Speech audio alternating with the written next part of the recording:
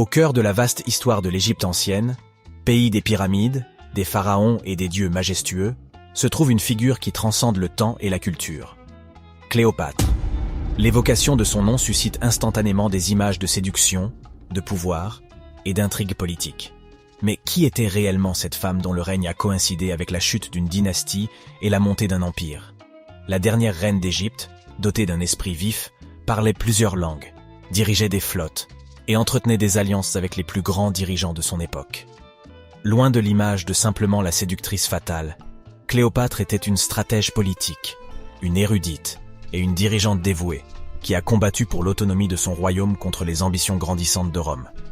Mais malgré sa stature et son influence, l'histoire, souvent écrite par ceux qui l'ont vaincue, a entaché sa réputation, laissant de côté les détails essentiels de sa vie et de son règne.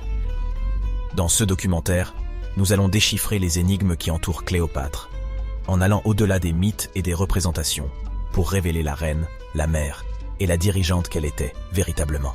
Plongez avec nous dans un voyage à travers le temps, à la rencontre de l'une des femmes les plus incomprises de l'histoire. La véritable origine de Cléopâtre. Lorsqu'on évoque Cléopâtre, l'imagination populaire nous transporte instantanément au cœur de l'Égypte ancienne, parmi les sables chauds et les eaux mystérieuses du Nil. Pourtant, derrière l'icône égyptienne se cache une histoire d'origine bien plus diversifiée. Cléopâtre VII, Théa Philopator, pour lui donner son nom complet, naquit en 69 avant Jésus-Christ au sein de la dynastie ptolémaïque. Pour comprendre ses origines, il est nécessaire de remonter environ 3 siècles en arrière, à la conquête d'Alexandre le Grand. Après la mort prématurée du conquérant, son immense empire fut divisé entre ses généraux.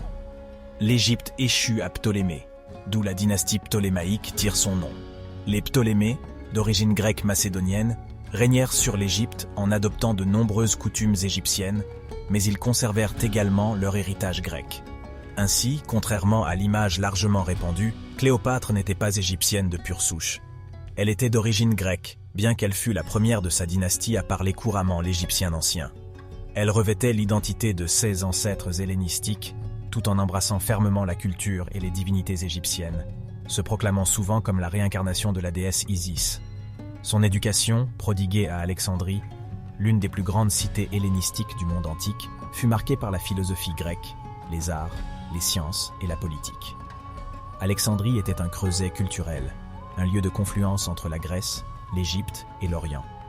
Cette diversité se reflétait dans la vie de Cléopâtre, qui, en plus du grec et de l'égyptien, parlait aussi l'araméen, le parthe, le médique, le latin et probablement d'autres langues. Cette richesse culturelle a largement contribué à la façon dont Cléopâtre dirigea l'Égypte. Elle se présenta à ses sujets non seulement comme la pharaone, détentrice du double couronnement de Haute et Basse Égypte, mais aussi comme une dirigeante hellénistique, cultivant l'image d'une souveraine cosmopolite et érudite.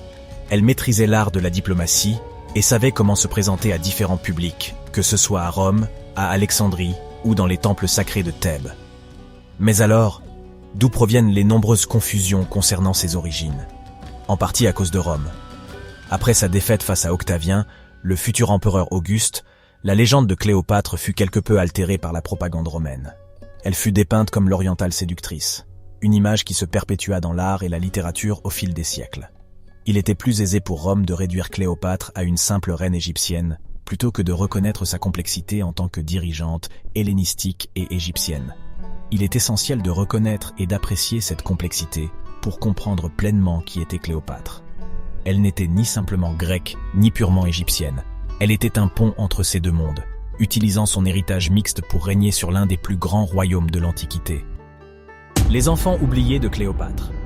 Cléopâtre, reine d'Égypte, femme de pouvoir, séductrice des plus grands dirigeants de son temps, est une figure qui continue d'éblouir le monde.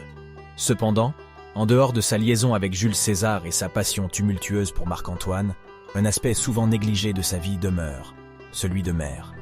En effet, Cléopâtre a eu plusieurs enfants, qui ont été éclipsés par le destin tragique de leur mère et les manigances politiques de l'époque. Le premier enfant de Cléopâtre fut Ptolémée XV Philopator Philométor César, surnommé Césarion, ce qui signifie « petit César ». Il est né de sa relation avec Jules César. Bien que César ne l'ait jamais officiellement reconnu comme son fils, Cléopâtre l'a proclamé héritier du trône égyptien et roi des rois. Malheureusement, Après la défaite et le suicide de Cléopâtre, Césarion fut capturé et exécuté par les Romains, craignant qu'il ne revendique un jour la succession de César à Rome.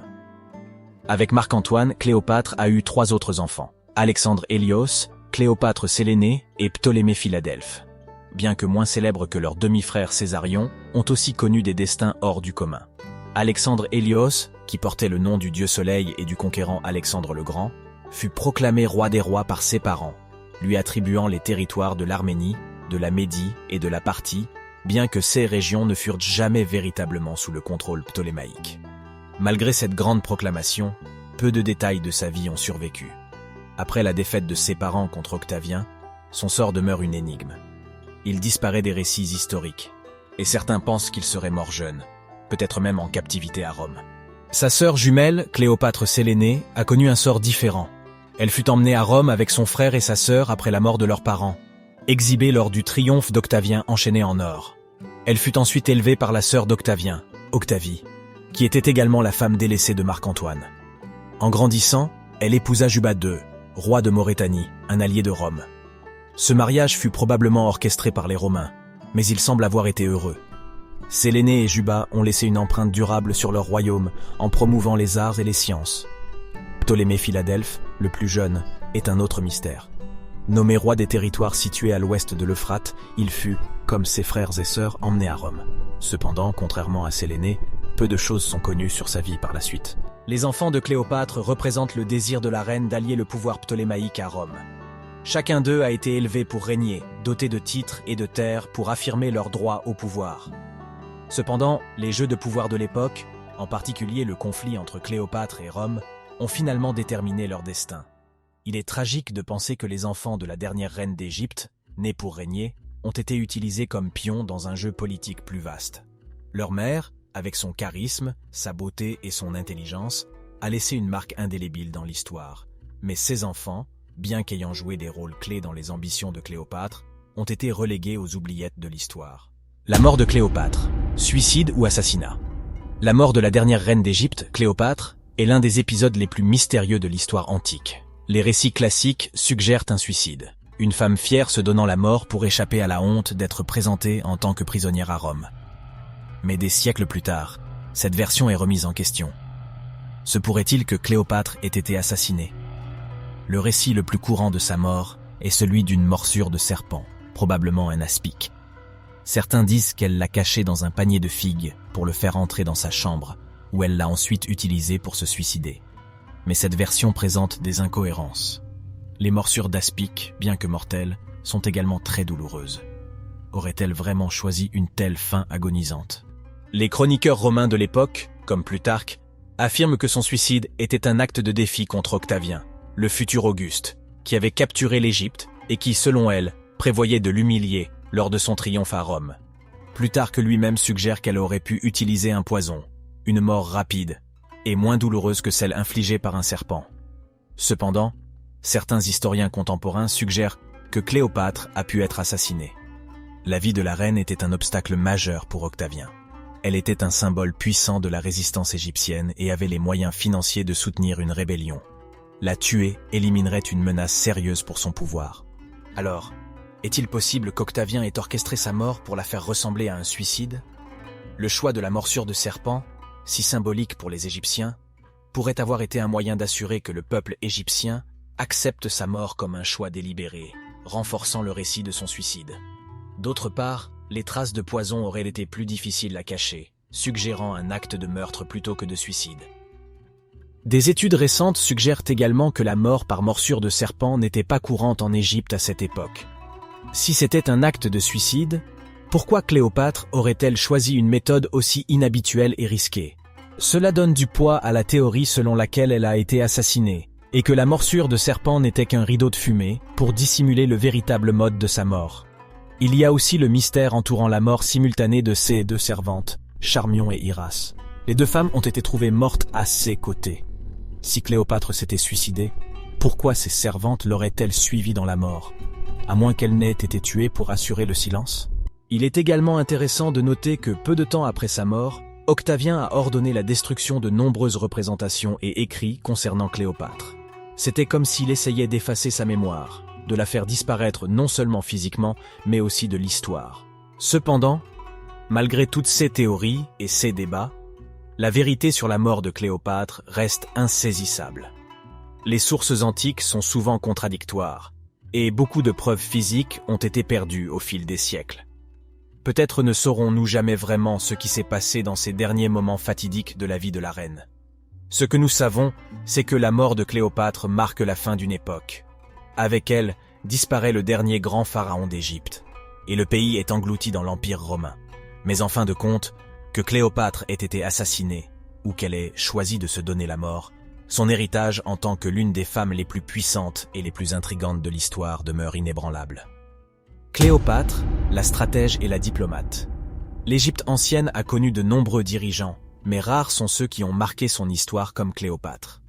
Au-delà de la beauté et des idylles romantiques qui l'entourent, elle était avant tout une souveraine stratège, une diplomate astucieuse, cherchant à préserver l'Égypte des ambitions croissantes de Rome. Née dans une époque tumultueuse, Cléopâtre a hérité d'un royaume en déclin. Les intrigues de la cour et les trahisons étaient monnaie courante, et le pays était en danger face à l'expansionnisme romain. Pourtant, Cléopâtre a su naviguer dans ce marasme politique. Au lieu de s'appuyer uniquement sur la force militaire, Cléopâtre utilisait la diplomatie comme une arme. Elle comprenait que l'Égypte, malgré sa grandeur passée, ne pouvait rivaliser militairement avec Rome. Ainsi, elle a choisi la voie de la collaboration et de l'alliance stratégique. Mais la diplomatie de Cléopâtre ne se limitait pas aux affaires romaines. Elle a également entretenu des relations avec les royaumes voisins, établissant des alliances commerciales et politiques. L'Égypte, sous son règne, est devenue un carrefour d'échanges culturels et économiques. Cléopâtre a encouragé le commerce, en particulier avec la lointaine Inde, et a introduit de nombreux produits exotiques en Égypte.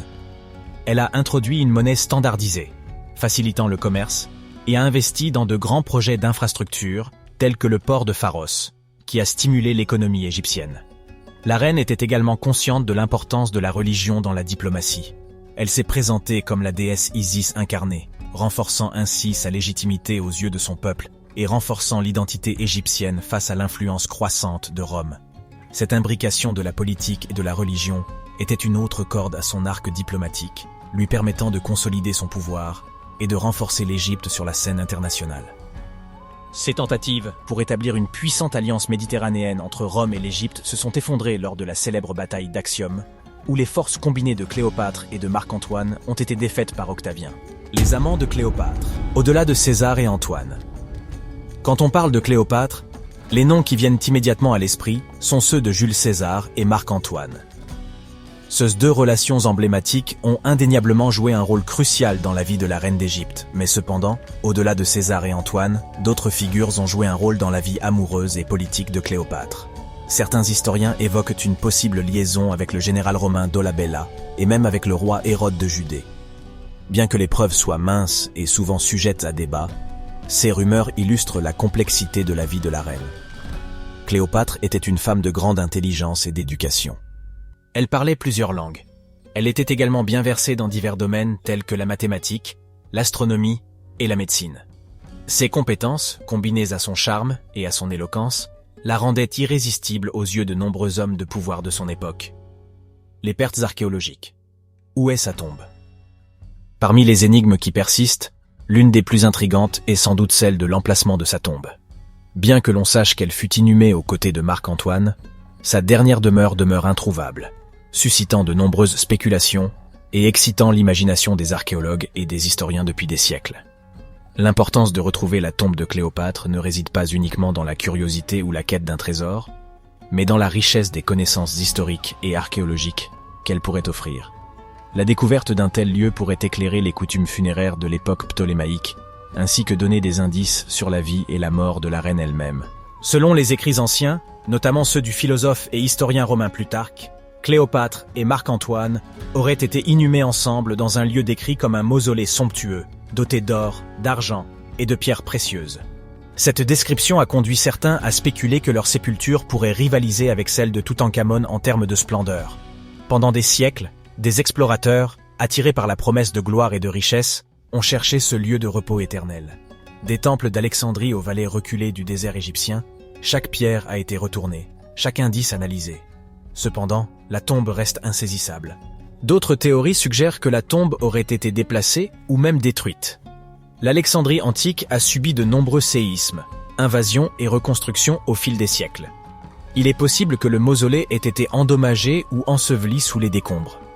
Certains historiens pensent même que la tombe aurait pu être volontairement détruite par les dirigeants romains pour éliminer le souvenir de Cléopâtre et asseoir leur pouvoir sur l'Égypte. Une autre théorie soutient que la tombe pourrait se trouver dans un endroit complètement inattendu. À une époque où les dirigeants étaient souvent enterrés dans des lieux secrets pour protéger leur sépulture contre le pillage, Cléopâtre aurait pu choisir un endroit éloigné, loin des regards, pour son repos éternel. En somme, Cléopâtre demeure l'une des figures les plus emblématiques de l'histoire, non seulement pour son règne, mais aussi pour l'empreinte indélébile qu'elle a laissée dans la culture moderne. Sa force, sa détermination et sa capacité à naviguer dans un monde dominé par les hommes offrent une source d'inspiration intemporelle. Bien que les siècles aient passé, l'écho de son héritage résonne encore, nous rappelant la puissance des histoires qui transcendent le temps. Elle est un témoignage vivant de la manière dont une figure peut influencer, captiver et inspirer des générations bien après son époque. Merci d'avoir regardé cette vidéo, n'hésite pas à t'abonner à la chaîne pour plus de vidéos historiques, à mettre un j'aime et à partager la vidéo si tu l'as trouvée intéressante.